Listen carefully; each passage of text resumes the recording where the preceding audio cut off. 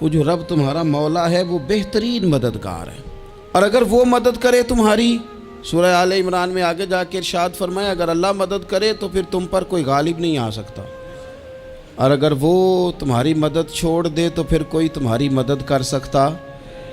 کوئی مدد نہیں کر سکتا۔ بدر کی جنگ بھی اور فتح مکہ بھی رمضان المبارک میں ہوا ہے۔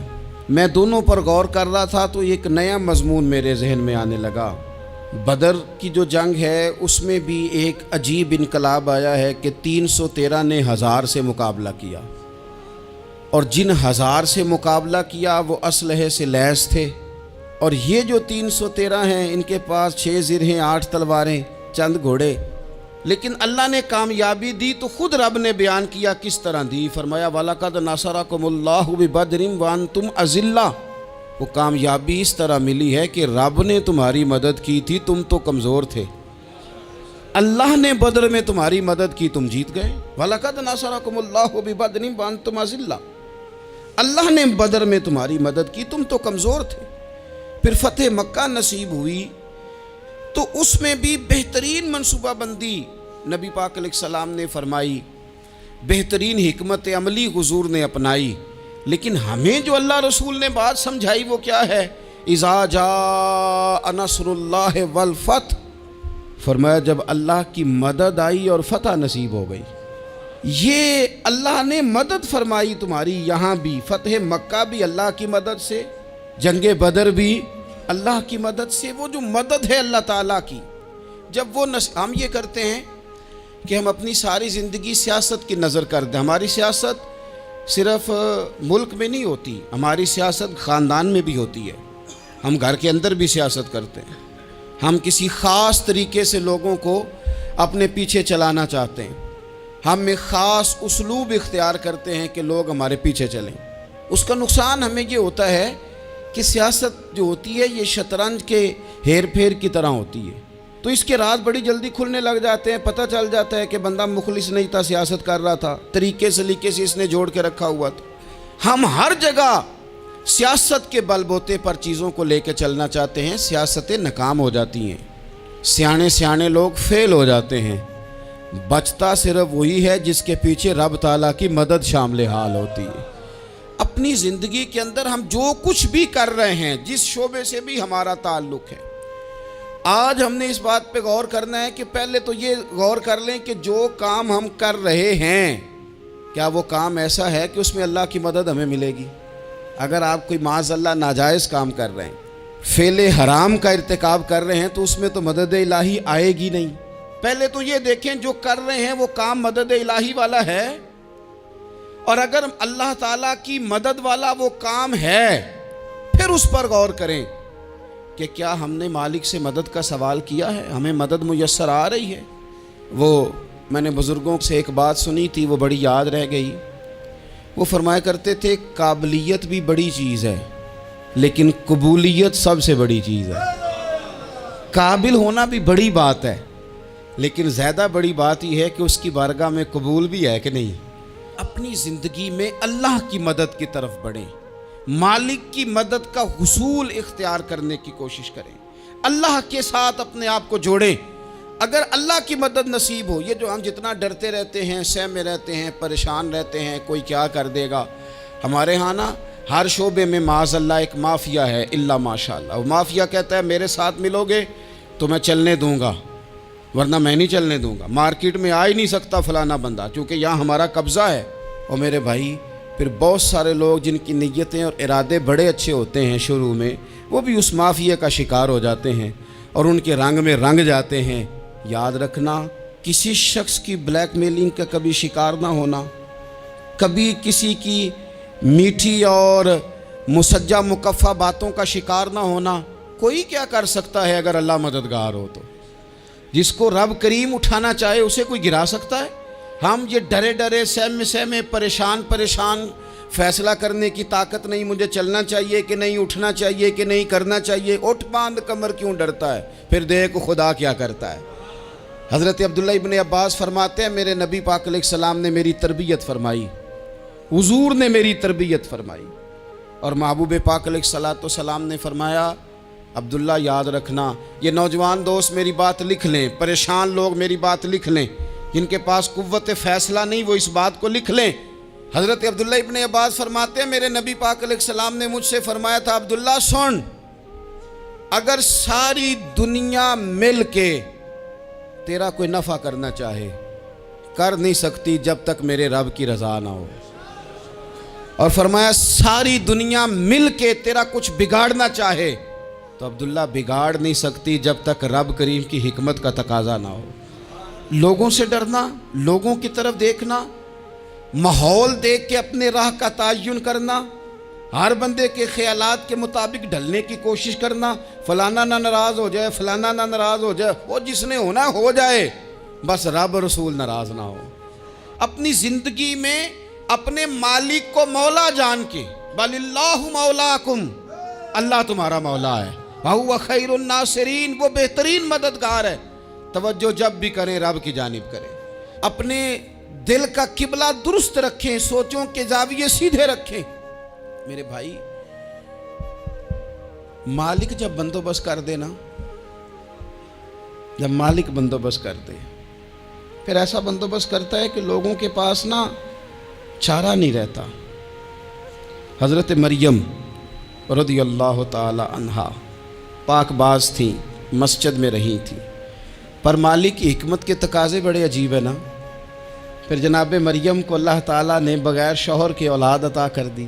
یہ بات ہی ایسی تھی، وہ کسی نے کہا تھا کہ مخلوق تو فنکار ہے اس درجہ کے پل بھر میں سنگے در کعبہ سے بھی اصنام تراشے، تم کون ہو کیا چیز ہے داغ کبابی، لوگوں نے تو مریم پہ بھی الزام تراشے۔ تو لوگوں نے کہا کدھر سے لے آئی بچہ، تیرا باپ تو ایسا نہیں تھا، کہاں سے لے آئی؟ اللہ کرے میں آپ کو سمجھا سکوں، ذرا اپنے آپ کو وہاں کھڑا کریں کہ ایک پاک باز عورت، پاک باپ کی بیٹی، طیب ماں کی بیٹی، اور اللہ کے گھر میں پرورش پانے والی خاتون، ایک وہ وقت اور ایک یہ وقت کہ اس عورت کو کٹہرے میں کھڑا کر کے پوچھا جا رہا ہے کہ معاذ اللہ تیری گود میں بچہ جائز نہیں ہے، کہاں سے لائی ہے؟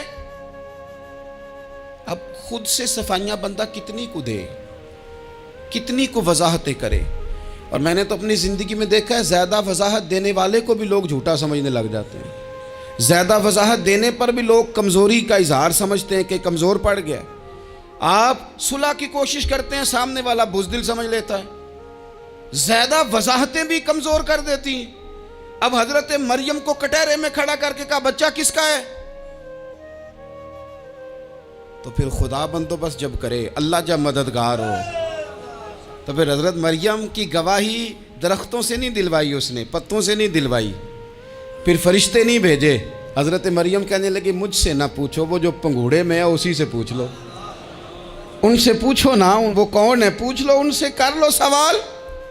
انہوں نے کہا پنگوڑے میں چند دنوں کا بچہ یہ جواب دے گا؟ مددگار تھا رب، ان کی برات کا اعلان کرنا تھا مالک نے، اور جب مالک اعلان کر دے، جب مالک تیری صفائی دینا چاہے، جب مالک تجھے دنیا کے سامنے نکھارنا چاہے، تو پنگوڑے میں لیٹے حضرت عیسیٰ بول کے کہنے لگے انی عبداللہ آتانی الکتاب، فرمایا میں اللہ کا بندہ ہوں، رب نے مجھے کتاب عطا کر کے نبی بنا کے دنیا میں بھیجا ہے، میں اللہ کا بندہ ہوں، کتاب لے کے آیا ہوں، نبی بن کے آیا ہوں۔ پھر پنگوڑے سے اعلان ہو گیا، پھر بچہ بول پڑا۔ اور یہ ایک دفعہ نہیں بات ہوئی، یہ بنی اسرائیل میں ایک جریج نام کے شخص بھی تھے جو نماز پڑھ رہے تھے، بعض نے لکھا ہے نفل نماز تھی، اماں نے پکارا تو آئے نہیں، تو ماں کے منہ سے نکل گیا تو اتنی دیر تک مرے گا نہیں جب تک کسی بے حیا عورت کا منہ نہ دیکھ لے۔ تو وہ عبادت گزار تھے، لیکن لوگوں نے ان کی عبادت، ریاضت، پرہیزگاری کو نہیں دیکھا، بس ایک عورت کو بھیج کے الزام لگوا دیا۔ وہ عورت آیا جایا کرتی تھی، اب آ جاتی ہیں عورتیں، مسئلہ پوچھنے کی نیت سے بھی آ جاتی ہیں۔ ماحول میں کچھ جگہ ایسی بھی ہیں جہاں عورتیں دم کرانے کے بہانے آ جاتی ہیں۔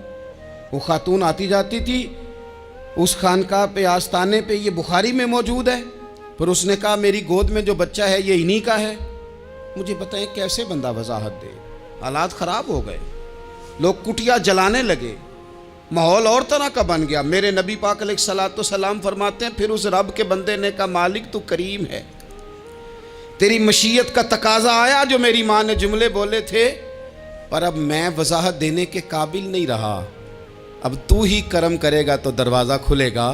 تو وہ چند دنوں کا بچہ پنگوڑے میں بول کے کہنے لگا میں اس درویش کا نہیں، میں تو فلانے چرواہے کا بچہ ہوں، وہ جو بکریاں چراتا ہے۔ رب کی مدد کو پکاریں، اپنے ساتھ اپنے مالک کی مدد کو شامل کریں، تھوڑے رزق پر بھی گزارا اچھا ہونے لگ جائے گا۔ سارے لوگ آپ کو گرانے کی تدبیریں کر رہے ہوں گے اور مالک آپ کو عزتیں عطا فرما دے گا، اس کی بارگاہ سے حکمت کا تقاضا اور ہو جائے گا۔ ہم نے ساری زندگی لوگوں کو راضی کرنے میں گزار دی، ساری زندگی بڑھاپا آ گیا بچوں کو پالتے، اور بچوں نے آخری عمر میں کہہ دیا ابا اگر کوئی ڈھب کا کام کر لیتے تو آج ہمارے دن بھی پھر نہ جاتے۔ ساری زندگی گزار دی بہن بھائیوں کو راضی کرنے میں، ساری زندگی گزار دی ذمہ داریاں اٹھانے میں، ان کو 99 دفعہ دیا، ایک دفعہ نہیں دیا تو انہوں نے کہہ دیا تو نے تو کبھی دیا ہی نہیں، تو تھا ہی نہیں۔ ساری زندگی محلے داروں علاقے والوں کو راضی کرنے میں گزار دی، اور میں نے ایسے لوگ بھی دیکھے دین کے لیے وقت گزارا، لیکن جب بڑھاپے میں دانت کام نہ کرتے تھے تو وقت کے مفتیوں کو بھی مسجدوں کی کمیٹیوں نے کہہ دیا اب آپ کی سمجھ نہیں آتی، ہم نے خطیب کو یور رکھنا ہے، نہ دیکھو دنیا کی طرف، دنیا رلا دیتی ہے، نہ راضی کرو بندوں کو، بندے تھکا دیتے ہیں، نہ پیچھے بھاگو ہر وقت دنیا داروں کے، یہ انسان کو کمزور کر دیتے ہیں، وہ تو کریم ہی بڑا ہے۔ 2 آنسو زمین پر بعد میں گرتے ہیں، بندے کے گناہ سارے پہلے معاف فرما دیتا ہے۔ اللہ کی مدد کا حصول، اپنے مالک کی مدد کی طرف بڑھنا، آپ کو بدر کی جنگ بھی یہی درس دے گی، آپ کو احد کا میدان بھی یہی سبق دے گا، فتح مکہ بھی یہی سبق دے گا۔ میرے دوستو، جب رب مدد فرمائے، جب اللہ مددگار بنے، دوستوں سے ایک بات اکثر کرتا ہوں، میں کہتا ہوں کہ جتنے درد سے آپ امیر کو اپنی کہانی سناتے ہیں نا، اور جس طرح آپ کے آنسو بات کرنے سے پہلے گر جاتے ہیں کہ غریب ہیں، بچیاں ہیں، کاروبار نہیں، او میرے سنگیو، اس سے آدھے آنسو اپنے رب کی بارگاہ میں بکھیرو، اس کے حضور عرض گزار ہو جاؤ، اس سے طلب کرو۔ ایک وقت انسان پر زندگی میں ایسا آتا ہے کہ اسے یوں محسوس ہوتا ہے کہ میرا سایہ بھی ذرا سا پیچھے ہٹ گیا ہے، اسے یوں لگتا ہے کہ میں کسی سہارے پہ ہاتھ ڈالتا ہوں تو وہ بھاگ جاتا ہے مجھ سے، لیکن مالک کی بارگاہ ایسی عظیم بارگاہ ہے، رب رسول کے آستانے اتنے بڑے ہیں کہ آپ جب وہاں کشکول طلب دراز کرتے ہیں تو جھولی پھیلانے میں دیر لگتی ہے، ان کو بھرنے میں تو کوئی دیر نہیں لگتی۔ ہم نے اپنا سوچ کا قبلہ ہی دنیا کو بنا لیا ہے۔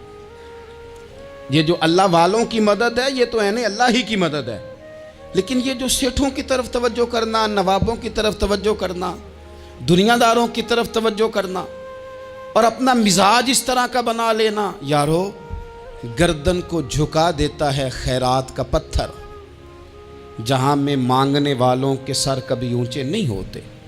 اور اقبال کہتے ہیں غیرت ہے بڑی چیز جہان تگ و دو میں، پہناتی ہے یہ فقر کو تاج سردارا۔ میں عرض کروں گا کہ اپنی آپ جب توجہ کا قبلہ اللہ رسول کو بنائیں گے تو رب فرماتے ہیں وَيَرْزُقْهُ مِنْ حَيْثُ لَا يَحْتَسِبُ، میں نہ تجھے وہاں سے رزق دوں گا جہاں سے کبھی تیرا گمان بھی نہیں گیا ہوگا، یہاں سے بھی مل سکتا ہے، تو نے سوچا بھی نہیں ہوگا۔ بخاری شریف میں حدیث ہے، حضرت جابر ابن عبداللہ فرماتے ہیں نبی پاک صلی اللہ علیہ وسلم نے 300 لوگوں کا ایک لشکر روانہ کیا کسی مہم کے لیے، کسی جہاد کے لیے۔ حضرت ابو عبیدہ بن جراح رضی اللہ تعالیٰ عنہ امیر لشکر تھے۔ فرماتے ہیں غربت اتنی زیادہ تھی، بھوک اتنی زیادہ تھی کہ ایک ایک کھجور دن میں ایک وقت کھانے کو ملتی تھی، اور کچھ دن ایسے آئے کہ اب کھجور بھی نہیں مل رہی۔ فرماتے ہیں اتنی زیادہ بھوک لگی مجاہدین کو، 300 بندہ پتے کھا کے گزارا ہونے لگ گیا۔ یہ بخاری میں موجود ہے۔ آپ فرماتے ہیں کہ دریا کے کنارے ہمارا پڑاؤ تھا، ٹھہراؤ تھا، جب بھوک سے نڈھال ہو گئے نا، وَيَرْزُقْهُ مِنْ حَيْثُ لَا يَحْتَسِبُ، اللہ وہاں سے روزی دیتا ہے، گمان بھی نہیں ہوتا۔ فرماتے ہیں ایک مچھلی اللہ تعالیٰ نے دریا کے کنارے بھیجی، فرماتے ہیں وہ تھی تو مچھلی پر پہاڑ جتنی تھی۔ بخاری میں لفظ ہیں، حضرت جابر ابن عبداللہ رضی اللہ تعالیٰ عنہ فرماتے ہیں 300 آدمی 18 دن تک اس مچھلی کو کھاتے رہے، مچھلی ختم ہی نہیں ہوئی۔ مچھلیاں نہیں، مچھلی کہتے ہیں 18 دن 300 بندہ کھاتا رہا، مچھلی ختم ہی نہیں ہوئی۔ اور فرماتے ہیں کہ اس کی ہڈی نکال کے، کانٹا کہیں گے آپ اپنی زبان میں، کہتے ہیں وہ نکال کے نا تو اس کو کھڑا کیا نا جب، تو اونٹ کجاوے سمیت اس کے بیچ سے گزر جاتا تھا، 2 اس کے کانٹے جوڑے۔ فرماتے ہیں وہ اس کا گوشت ہم کھاتے تھے اور اس کی چربی بطور تیل کے ہم جسموں پہ ملتے تھے، بیماروں کو اس سے سکون آتا تھا، تندرستی شفا ہوتی تھی۔ فرماتے ہیں ہم کھایا بھی ہم نے، اور کچھ لے کے ہم مدینے بھی گئے، اور قربان جائیں نبی پاک نے بھی اس میں سے کھایا۔ ہم نے عرض کی حضور یہ معمہ کیا ہے، یہ ماجرا کیا ہے؟ تو محبوب نے فرمایا تمہارے پاس غذا نہیں تھی، رب نے تمہارے لیے بندوبست کیا ہے، اللہ نے تمہیں دیا ہے۔ مکان شروع کر لیا، ایک صاحب نے وہ مکان بنانے لگے، آپ وہ حساب لگا رہے ہیں، کہتے ہیں میرے پاس اتنے پیسے ہیں، اتنے میں نے فلانے دوست سے کہنا ہے اس نے دے دینے، اتنے فلانے رشتہ دار سے کہنا ہے اس نے دے دینے، اتنے فلانے سے کہنا ہے اس نے دے دینے۔ یہ ساری کاپی بنا کے مکان شروع کر لیا۔ جو روز کہتا تھا نا کوئی حکم ہو جاتے 10 سب سے پہلے اس کو کہا میاں پیسے چاہیے دن، وہ کہندا ہو کل ہی منڈا ٹوریا ہے، کہدے تو پرسوں 10 داتے لب جانے سن۔ میں آپ کو اپنے تجربے کی بات بتا رہا ہوں۔ جن لوگوں کا خیال ہوتا ہے نا کہ آپ سٹارٹ کریں فلانا کام، ہم آپ کے ساتھ ہیں، اللہ کا ہی کوئی نظام ہے، وہ بالکل بھی نہیں ساتھ ہوتے۔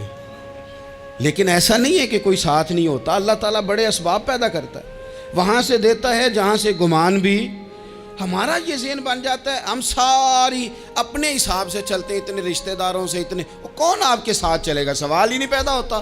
یہ سارے کام چھوڑ کے سب سے پہلے 2 رکعتیں پڑھو، اپنے رب کی بارگاہ میں، رسول کائنات کی بارگاہ میں گزارشات اور استغاثے پیش کرو، وہاں سے خیر طلب کرو۔ دنیا دار کیا دیں گے، کیا دے سکتے ہیں، کیا حیثیت ہوتی ہے کسی؟ اللہ کہتا ہے وہاں سے دوں گا۔ تو جو اللہ مال دے وہ لینا چاہیے کہ رشتہ داروں کا مال دیکھنا چاہیے؟ جو اللہ دے وہ لینا چاہیے کہ سیٹھوں نوابوں کی جیبیں دیکھنی چاہیے؟ جو اللہ دے وہ قبول کرنا چاہیے یا دیکھنا چاہیے کون سا آدمی کہاں پہنچ گیا؟ چھوڑو، اپنی مٹی پہ چلنے کا سلیقہ سیکھو۔ کسی کے سنگ مرمر پہ چلو گے تو پھسل جاؤ گے، پھسل جا۔ اس پر ایک اور بات عرض کر دوں، صحیح بخاری سے، مسلم سے ایک اور بات۔ کچھ چیزیں ایسی ہیں جن سے اللہ کی مدد آتی ہے، مدد ملتی ہے۔ ایک چیز ان میں سے ایسی ہے جس سے بہت مدد نازل ہوتی ہے، وہ ہے کہ جب رب آپ کو دے نا تو پھر آپ بھی اس کے رستے میں دیں، پھر مدد آتی ہے، پھر اور آتا ہے۔ بخاری مسلم میں حدیث ہے، یہ زیادہ ہی توجہ طلب امر ہے، اس پر آپ غور کریں گے۔ حضرت ابو ہریرہ فرماتے ہیں کہ نبی پاک علیہ السلام نے فرمایا ایک شخص نے بادلوں کے اندر سے آواز سنی کہ فلاں آدمی کا کھیت اور باغ خشک ہو گیا ہے، وہاں برسو اور اس کے کھیت کو سیراب کرو۔ وہ بڑا حیران ہوا کہ بادل سے آواز آ رہی۔ پھر اس نے دیکھا کہ ایک پہاڑی پر بارش ہوئی، وہ بادل وہاں برسا، پھر نالیوں سے ہوتا ہوا پانی ایک طرف چلا۔ تو جس نے آواز سنی تھی، حضور بیان کر رہے ہیں، وہ بھی پیچھے پیچھے چلا کہ پانی کدھر جا رہا ہے۔ اس نے جا کے دیکھا کہ ایک مقام پہ ایک باغ کو وہ پانی لگ رہا ہے اور ایک آدمی وہ پانی لگا رہا ہے۔ اس نے اس سے پوچھا تیرا نام کیا ہے؟ اس نے کہا کیوں؟ کہنے لگا بتا نا۔ اس نے نام بتایا تو کہنے لگا یہی تو وہ نام ہے جو میں نے بادلوں کے اندر سے سنا ہے کہ فلاں کے کھیت کو پانی دے دو۔ اس نے کہا یار تو کیا عمل کرتا ہے کہ اسپیشل تیرے لیے بارش برسے؟ یہ بخاری پڑھ رہا ہوں، سیاستہ سے حدیث عرض کر رہا ہوں۔ اس سے پوچھا تو کیا کام کرتا ہے کہ جناب اللہ تبارک و تعالیٰ کا حکم کرم آیا کہ خاص تیرے لیے پانی برسے اور تیرے کھیت کو سیراب کرے؟ تو اس نے کہا چھوٹا ذمہ دار ہوں، پر جب فصل اگتی ہے تو 3 حصے کرتا ہوں، ایک حصہ اپنے بال بچوں پہ، بہن بھائیوں پہ خرچ کرتا ہوں، ایک حصہ پورا، اور ایک حصہ دوبارہ کاشتکاری پہ لگاتا ہوں، اور تیسرا حصہ خالص میں نے مسکینوں، یتیموں اور غریبوں کے لیے رکھا ہوا ہے۔ وہ جو تیسرا حصہ، اللہ کرے آپ سمجھے، وہ رب کے بندوں پہ تیسرا حصہ خرچ کرتا ہے نا، تو کریم مالک نے فرمایا جہاں سے غریب کا حصہ جاتا ہے وہ کھیت خشک نہیں رہنا چاہیے۔ وہ جہاں سے مسکین روٹی کھاتے ہیں وہ خشک نہ رہے، جہاں سے یتیموں کو کچھ آتا ہے کہیں اس کی فصل رہ نہ جائے۔ میں اور آپ بھی اگر اپنے مال میں مسکینوں، یتیموں، غریبوں کے حصے رکھ لیں گے تو فصلیں خشک نہیں رہیں گی، ان کے اندر تازگی آئے گی، نور آئے گا، کرم آئے گا، خاص کر خدا کی رحمت برسے گی۔ مدد اللہ سے چاہیں، اپنی توجہات کا مرکز رب رسول کی ذات کو بنائیں، پھر آپ محسوس کریں گے کہ بڑی جلدی اللہ تعالیٰ کی مدد آنے لگی ہے۔ کبھی آپ صرف کہہ دیں نا میرا رب میرے ساتھ ہے، اس لفظ میں اتنی طاقت ہے کہ دشمن ویسے زہر ہو جاتا ہے۔ زندگی میں کسی سے بھی لڑائی ہو تو اچھی طرح سوچ لیں کہ اللہ اس طرف ہے یا اس طرف ہے۔ اگر آپ زیادتی پہ ہیں تو پھر رب مظلوم کی جانب ہے۔ اگر اللہ کی مدد آپ کے ساتھ ہے تو دنیا کی کوئی طاقت آپ کو گرا نہیں سکتی۔ اور اگر آپ مظلوم کے مقابلے میں ظالم بن کے آپ کھڑے ہو گئے ہیں اور آپ نے رویہ وہ اختیار کیا ہے کہ جس میں مدد نہیں آئے گی، تو پھر یاد رکھ لیں کہ آپ کوئی بھی ہیں، کہاں بھی ہیں، آپ کمزور ہیں۔ طاقتور تھے ابتدائے اسلام میں، ظاہری طاقت تھی کفار مکہ کے پاس، وہ ڈنڈوں سے مارتے تھے غریبوں کو، ان کے ہاتھوں میں ڈنڈے تھے، پر خدائی طاقت ان مظلوموں کے ساتھ تھی۔ صاحب زرقانی نے لکھا ہے، حضرت زنیرہ رضی اللہ تعالیٰ عنہ ایک لونڈی ہیں، غریب ہیں، ماڑے دا کی کام محمد، نس جانا یا رونا، غریب سادی بی بی اور لونڈی کنیزہ، ایک مشرک کی کنیزہ تھی، انہوں نے کلمہ پڑھ لیا، وہ ڈنڈوں سے مارتا، دروں سے مارتا، تکلیف دیتا۔ حضرت زنیرہ رضی اللہ تعالیٰ عنہ کو اتنا مارا، اتنا مارا۔ اب آپ ایک اور پہلو پر بھی غور کریں، مار بھی پڑ رہی ہے پر خدا ادھر ہی ہے، اللہ کی مدد ادھر ہی ہے۔ رب کہتا ہے کہ پہلے تو صبر کرنا، ان اللہ مع الصابرین، تو صبر کرے گا تو پھر رب کی معیت ملے گی، ذرا ٹھہرنا، تو تھوڑا ڈٹنا۔ ان الذین قالوا ربنا اللہ ثم استقاموا تتنزل علیہم الملائکہ، تو کہے اللہ میرا رب ہے، پھر تو پہلے ڈٹ، پہلے تو نے ڈٹنا ہے۔ ثم استقاموا، جو ڈٹ گیا، تتنزل علیہم الملائکہ، ڈٹنے والے کے لیے مدد آتی، پہلے تھوڑا ٹھہرنا پڑتا ہے، پہلے تھوڑا صبر کرنا پڑتا ہے، حوصلہ کرنا پڑتا، اس کے بعد مدد آتی۔ مار پڑ رہی ہے، مارا جا رہا ہے حضرت زنیرہ کو، ان کا مالک جو ہے ظاہری آقا وہ مار رہا ہے، یہ کنیزہ ہے، اتنا مارا، اتنا مارا، ان کی بینائی چلی گئی، نظر آنا بند ہو گیا۔ ابو جہل آیا اور کہنے لگا زنیرہ دیکھا نا ہمارے بت تیری آنکھیں لے گئے، معاذ اللہ، لات و منات ہمارے بتوں نے تجھے اندھا کر دیا۔ اب ایسا نہیں ہے کہ بی بی روتی جا رہی ہے، روتی جا رہی ہے، مایوسی مایوسی، معاذ اللہ، پریشانی، غریبی بڑی ہے، پوچھنے والا کوئی نہیں، یہ باتیں نہیں۔ کیا جملے ہیں خاتون کے، کیا لفظ ہیں۔ ابو جہل نے تنزیہ کہا، معاذ اللہ، کہنے لگا دیکھا نا ہمارے بتوں نے تجھے اندھا کر دیا۔ تو جناب زنیرہ آنکھوں کی بینائی گئی ہے، رات کو گئی ہے، دکھ ابھی تازہ ہے، لیکن اللہ پہ جو توکل ہے، اپنے مالک سے جو رشتہ ہے وہ اتنا مضبوط ہے، اتنا طاقتور ہے، اس میں اتنی گہرائی ہے کہ حضرت زنیرہ بول کے نا اتنی قوت سے بولی، اتنی طاقت سے بولی کہ پورے کفر پر لرزہ طاری ہو گیا۔ فرمانے لگی تمہارے بتوں کی کیا اوقات ہے کہ وہ میری بینائی لے جائیں، یہ میری رب کی حکمت کا تقاضا ہے۔ جب تک اس نے چاہا زنیرہ دیکھتی رہی، اور جب اس نے چاہا زنیرہ کی آنکھوں کی بینائی چلی گئی، اور اگر وہ چاہے گا نا تو بینائی واپس بھی کر دے گا۔ اگر ہو ذوق یقین پیدا تو کٹ جاتی ہیں زنجیریں، اگر وہ چاہے گا تو بینائی آ بھی جائے گی۔ حضرت زنیرہ نے رات کو یہ لفظ کہے، ابو جہل اور سارے کفار ڈر کے سن کے چلے گئے، آپ اطمینان سے آ کے بستر پہ سوئی۔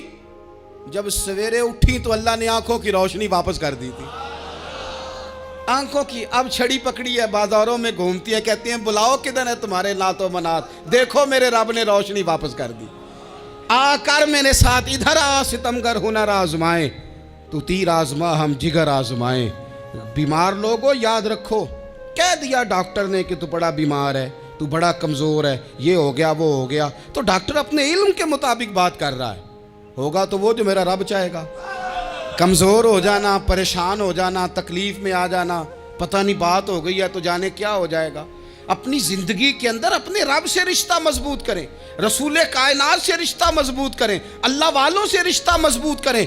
हज़रत ज़ुनैरा ने पैगाम दिया कि ज़िंदगी में जो जीना चाहते हैं तो वो रब का नाम लेके जी सकते हैं। जो अपनी ज़िंदगी में खुशियाँ देखना चाहते हैं तो रसूलुल्लाह के नाम पर खुशियाँ देखी जा सकती हैं।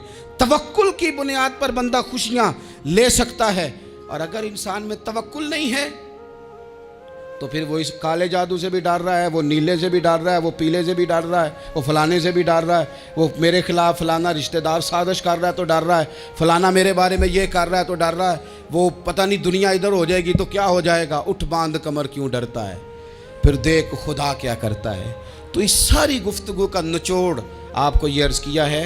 सबसे पहले तो ये कि मैदानों में मदद भी अल्लाह की, रिस्क में मदद भी अल्लाह की, फसलें खुश्क हों तो मदद फिर भी अल्लाह करे, तो फिर सारी मदद, और अगर इंसान बीमार हो तो फिर भी मदद अल्लाह की। तो अपने अल्लाह की जानिब तवज्जो को बढ़ाएं, आप अल्लाह से मदद के सवाली बने।